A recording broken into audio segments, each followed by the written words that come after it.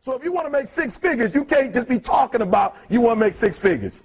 You hear what I'm saying to you tonight? If you do the 3 things I tell you to do tonight, I guarantee you, whatever it is you want to do in life, you'll be able to do. You will be able to accomplish whatever you want to academically, financially, relationally, whatever. So 3 things. All right, I'm going to tell you this story. I got to get out of here. And the story is about, you guys have probably heard about this before. It was a young man who, he wanted to make a lot of money, and so he went to this guru, right? And he told the guru, I want to be on the same level you're on. And so the guru said, if you want to be on the same level I'm on, I'll meet you tomorrow at the beach at 4 a.m. He like, the beach? I said, I want to make money. I don't want to swim. Guru said, if you want to make money, I'll meet you tomorrow, 4 a.m. So the young man got there at 4 a.m. He all ready to rock and roll, got on the suit. He should have worn shorts. The old man grabs his hand and said, how bad do you want to be successful? He said, real bad. He said, walk on out in the water. So he walks out into the water. Watch this. When he walks out into the water, it goes waist deep. So he like, this guy crazy. Adrian, like, I want to make money. He got me out here swimming. I didn't ask to be a lifeguard. I want to make money. He got me in. So he said, come out a little further. Walked out a little further. Then he had it right around this area, the shoulder area. So this old man crazy. He's making money, but he crazy. He said, come on out a little further. Came out a little further. It was right at his mouth. My man like, I'm about to go back in here. This God is mine. So the old man said, I thought you said you wanted to be successful. He said, I do. He said, walk a little further. He came, dropped his head in, held him down, hold him down. My man getting scratching, holding him down. I got you. I know you brushed it out, but I got you. He had him held down. I need you for an illustration. He had him held down. Just before my man was about to pass out, he raised him up. He said, I got a question for you. Somebody answered the question. He said, when you were underwater, what did you want to do? Breathe. He told the guy, he said, when you want to succeed as bad as you want to breathe, then you'll be successful. I don't know how many of y'all got asthma in here today. What you're trying to do is get some air. You don't care about no basketball game. You don't care what's on TV. You don't care about nobody calling you. You don't care about a party. The only thing you care about when you're trying to breathe is to get some fresh air. That's it. And when you get to the point where all you want to do is be successful as bad as you want to breathe, then you'll be successful. And I'm here to tell you, number one, that most of you say you want to be successful, but you don't want it bad. You just kind of want it. You don't want it badder than you want to party. You don't want it as much as you want to be cool. Most of you don't want success as much as you want to sleep. Some of you love sleep more than you love success. And I'm here to tell you today, if you're going to be successful, you've got to be willing to give up sleep.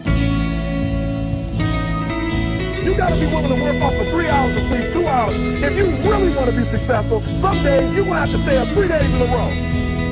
Because if you go to sleep, you might miss the opportunity to be successful. That's how bad you got to want it. You got to go days without, listen to me, you got to want to be successful so bad that you forget to eat.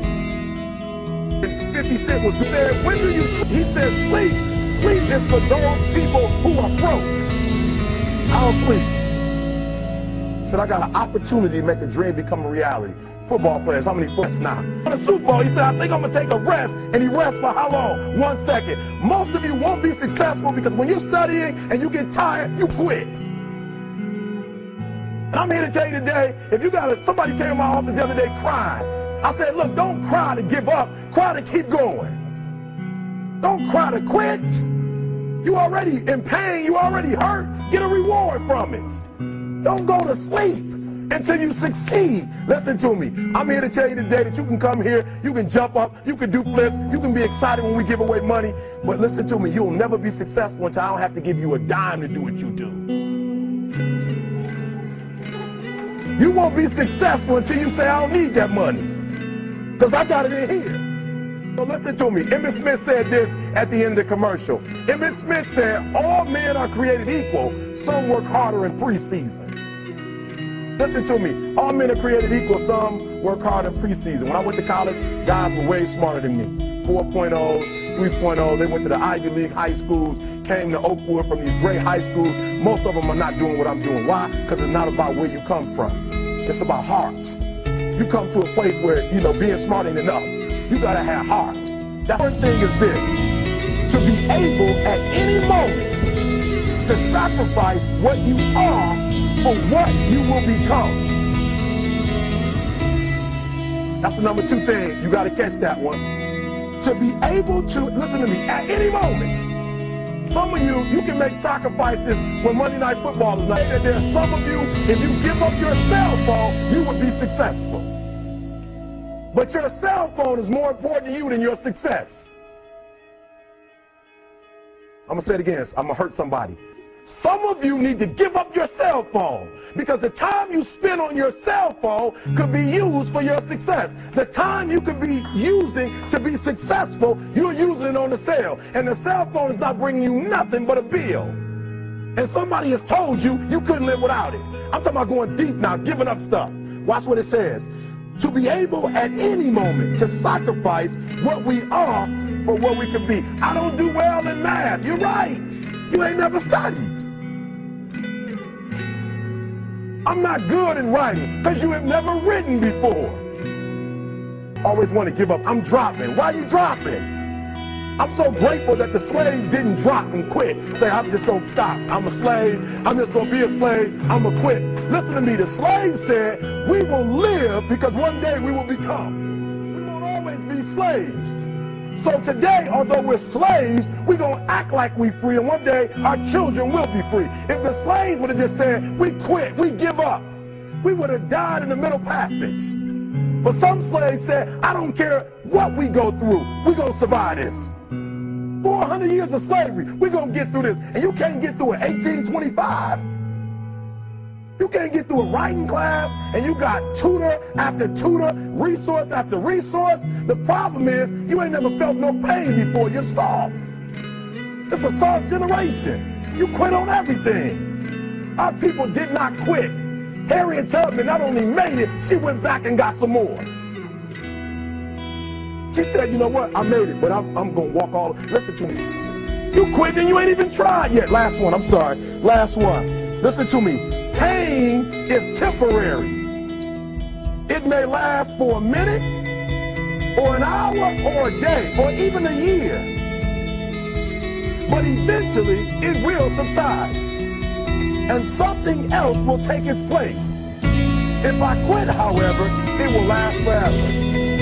Listen to me, I'm telling you as I leave. I'm telling you as I leave, I was homeless for 2.5 years. And the problem with most of you never felt no pain before. Y'all spoiled. Y'all spoiled. Some of y'all spoiled. Just bottom line. Your parents have done everything for you. You never had to do nothing for yourself. You're spoiled. We're going to keep it real tonight. Some of you are spoiled brats. Every time you ever got in trouble, somebody in your house got you out of it.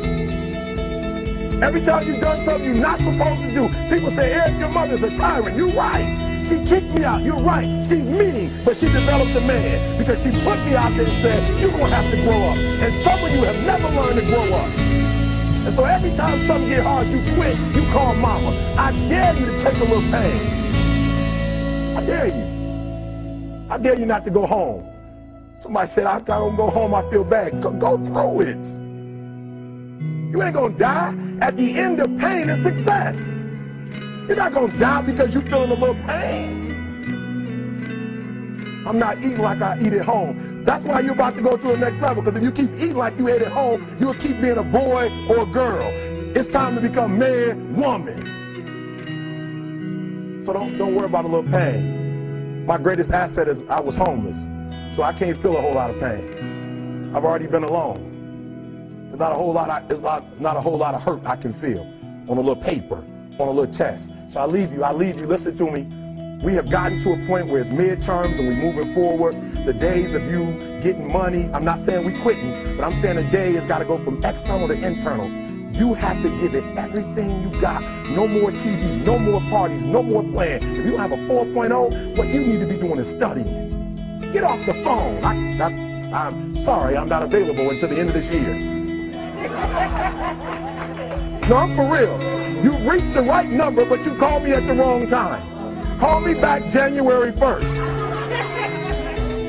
I'm about to get busy now. Huh? I want you to have a countdown of your own and say when the countdown is over, we're the real, watch me, because when I was homeless, I knew something was wrong. I knew that wasn't the best of me. And one day I said, will the real Eric Thomas please stand up? with a real Eric Thomas, please stand up. Stop being this high school dropout. Stop giving up. Stop sleeping on the street. Stop walking up and down Fecal Avenue like you ain't got nothing, and get your GED. Stop being afraid to take a test. Stop being afraid to go to college because your daddy didn't go and your mama didn't go. Stop being afraid and be the best Eric Thomas you can be. But listen to me, it's going to be hard. It took me 12 years to get a 4-year degree, but I got it. And guess what? On a degree, it don't have dates. So if it took you 4 and it took me 12, it don't show up nowhere. But I'm exactly where I wanted to be because I realized I got to commit my very being to this thing. I gotta breathe it, I gotta eat it, I gotta sleep it. And until you get there, you'll never be successful in life. But once you get there, I guarantee you, the world is yours. So work hard and you can have whatever it is you want. Thank you guys for your time.